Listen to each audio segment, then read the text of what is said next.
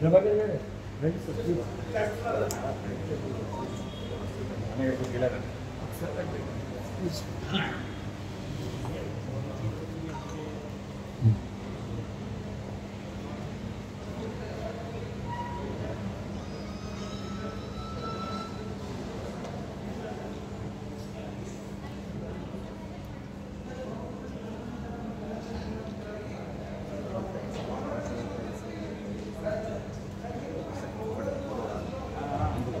చిన్నప్పుడే వచ్చారు కొనం నుంచి వచ్చారు ఇక కొన వల్లనే మేము నాన్నగారు 20 సంవత్సరాలు చేశారు కొన వల్ల.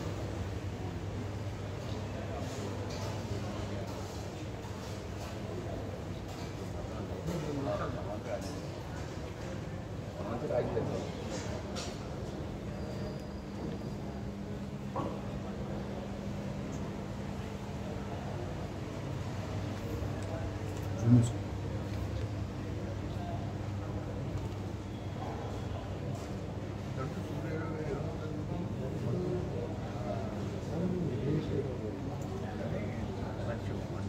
రాజకీయ భాస్కర్ గారు కాకినాడ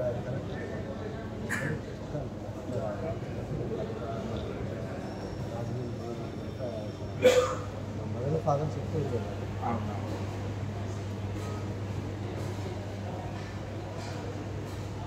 ఇప్పుడైతే దొరికి గారు ఏం చేస్తున్నారు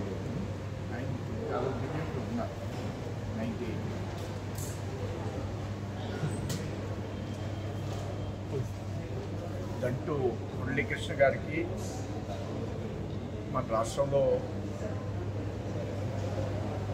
ఈ ఉగాది పురస్కార అవార్డుల్లో వారికి రాష్ట్ర ప్రభుత్వం కళారత్న అవార్డుని ఇవ్వడం,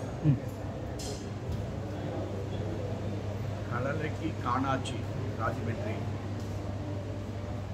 అలానే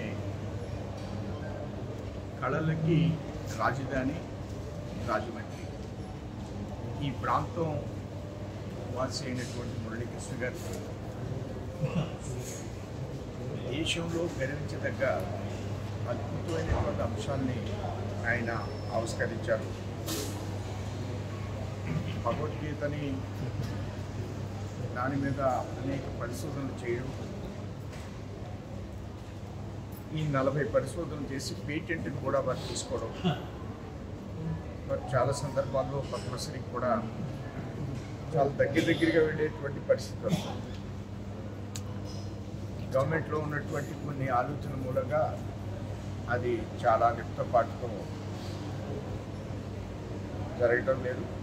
బట్ ఎప్పటికైనా ఆ స్థాయి దగ్గ వ్యక్తి వారు రాష్ట్ర ప్రభుత్వం కళారత్న అవార్డు ఇవ్వడం, పెద్దలు ఇక్కడికి అనేక మంది పుర ప్రముఖులు రావడం, వారిని అభినందించడం చాలా గర్వించదగ్గ అంశం. వారు అన్నయ్య గారు అలాగే వారి గౌడ్ గారు కూడా చాలా సందర్భాల్లో నేను మాట్లాడుతున్నాను వారితో. వాళ్ళ ఢిల్లీ వెళ్ళినప్పుడు కూడా వారిని వ్యక్తిగతంగా వాళ్ళ అన్నయ్య గారిని కలవడం జరిగింది. వీరి యొక్క ప్రొఫైల్ని నేను చాలా సందర్భాల్లో డీప్గా స్టడీ చేశాను. వారికి ఉన్న ట్రస్ట్ కళారత్న ఇచ్చిందనేది మనం అందరం కూడా గర్వించదగ్గ అంశమైనప్పుడు కూడా చాలా జ్ఞాని వారు. మన యొక్క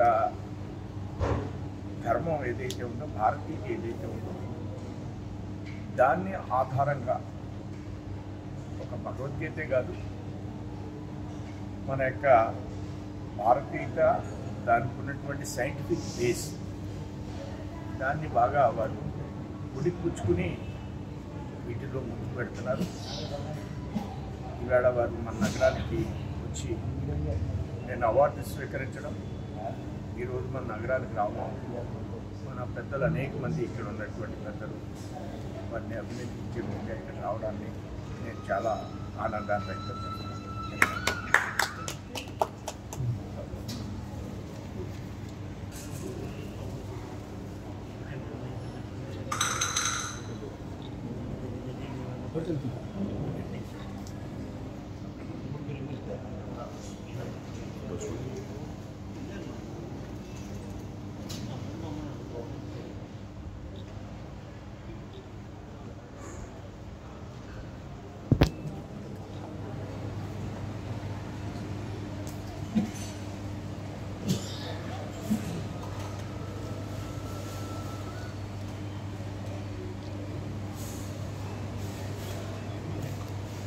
నమస్కారం.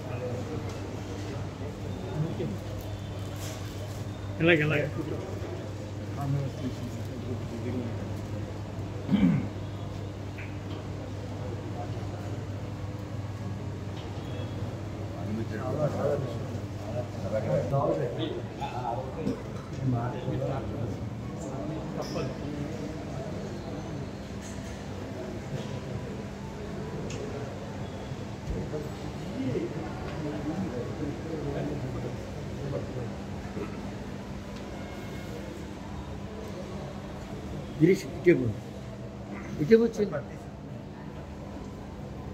ఆయన వీడియో ట్వంటీ మీరు ఇలా వచ్చింది దండు పట్టుకుంది దండు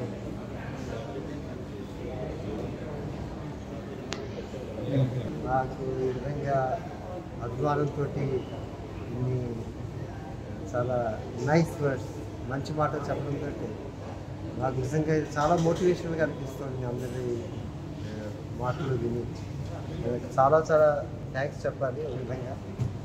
ఎందుకంటే నేను ఎక్కడో భూపాల్లో ఉంటున్నాను, చాలా రోజుల తర్వాత ఇక్కడికి వచ్చాను. మీరు అందరూ కూడా మా ఫ్యామిలీ ఫ్రెండ్స్ యాక్చువల్గా.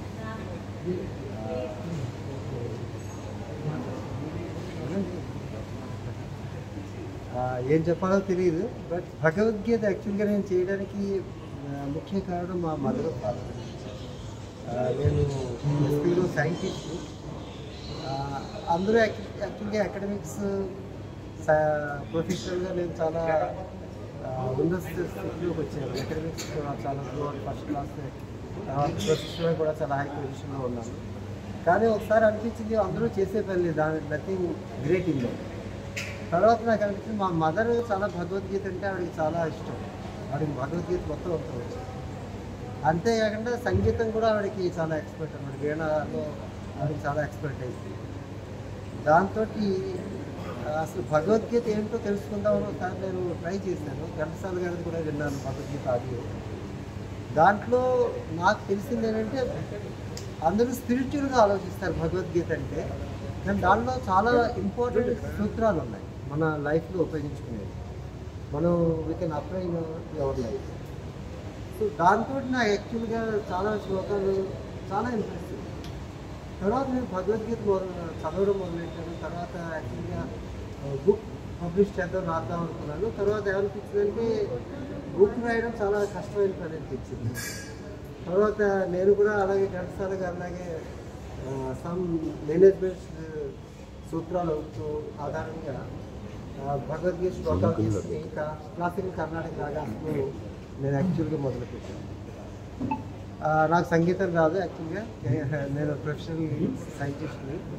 తర్వాత మా మదర్ ద్వారా నేను సంగీతం చాలా అది నేనే కంపోజ్ చేసి ఆవిడ గైడెన్స్ తోటి శ్లోకాలన్నీ కూడా నేను క్లాసికల్ కర్ణాటక రాగాలు తయారు చేసి ఎక్స్పర్ట్స్ తోటి వెలిడేట్ చేసి నేను రాగాలు కరెక్ట్గా ఉన్నాయి స్వరాలు అవి.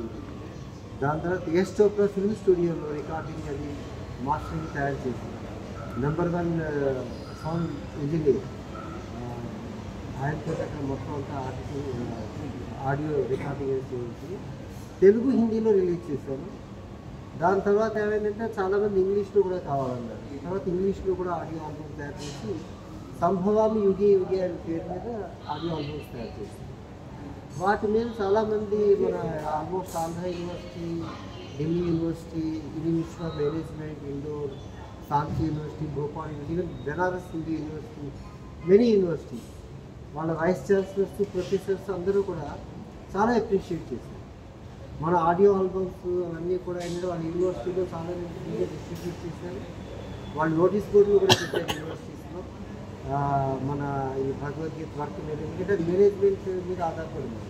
ఇలా మేనేజ్మెంట్ మీద చేసింది బహుశా ఇండియాలో ఎవరు లేరు, అంటే ఇంత డీటెయిల్గా చేసింది బహుశా నేనే ఫస్ట్ పర్సన్.